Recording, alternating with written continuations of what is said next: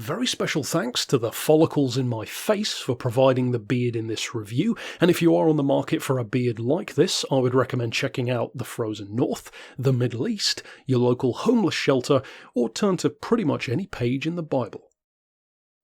Since day one of the Beards and Cars series, I've occasionally seen a smattering of comments and questions along the same lines. It's a question which has been pressing all fans of this series since day one. When is the beard going to feature in Beards and Cars? When is it really going to have its moment to shine? When are we going to get to know half of the entire title of this series? Well, I'm happy to confirm that for this particular installment of Beards and Cars, I've managed to get my hands on a one-of-one creation, the only exact model of its type in the world. This is the Hamer Beard Mk4. Now, the initial variation of the Hamer beard was introduced in 2011. It was an admittedly poor choice of soul patch on an otherwise bare, boyish cracker face, which was then thankfully updated the next year when it broadened its scope into a still admittedly creepy-looking tuft. We can thank heavens that it then branched out in around 2015 to the much more widely loved Mk3, a proper full beard all over the face which continued its long and varied run throughout the following years. It wasn't until 2020 though that we saw the iteration of the beard which is as it's known today. The Mk4 really is where the beard came into its own and developed its own clear place on the market, thanks to the addition of a somewhat controversial aero package known as the beard cuff. And it's this particular cuff modification which allowed the Mk4 to set itself apart by having a true dual personality, allowing it to be a daily driver and a weekend warrior at the same time.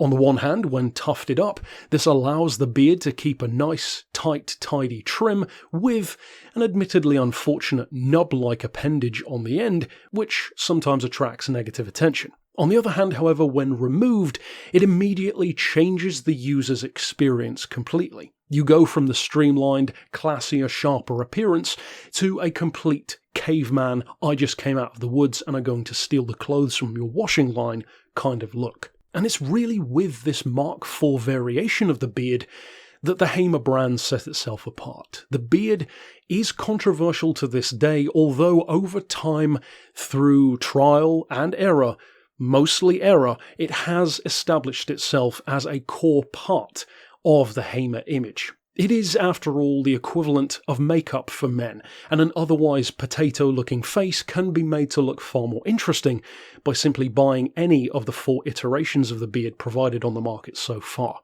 Now, some people find it hard to get access to one of these since they are so rare, with the more common variation of the beard being the patchy model in particular.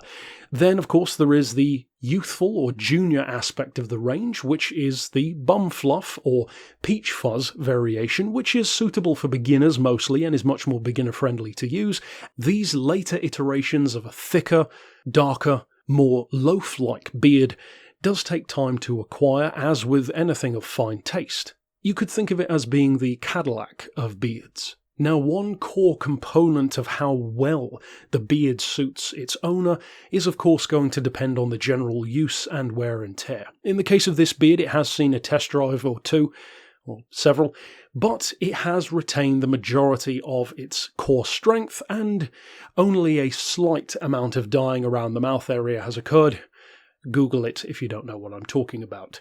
If you would like to test drive this particular model of beard, I would recommend reaching out to my girlfriend, wherein the answer will invariably be no, but you can take it from her after extensive test drives for quality control purposes that the beard certainly serves its purpose.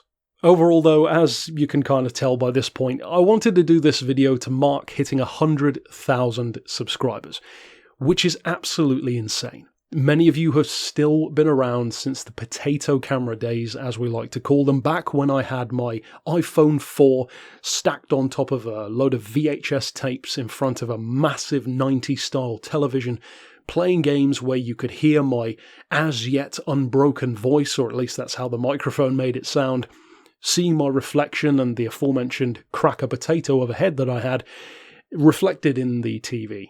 We've come a long way since then, and I'm glad that so many of you have enjoyed the ride enough to stick around, and for those of you who have no idea what I'm talking about with any of this video, well, you're probably new to the channel, and if you are interested in some actual car reviews, then I would recommend checking out the Beards and Cars series. All in all, though, it's been a pleasure to have you all along for the ride.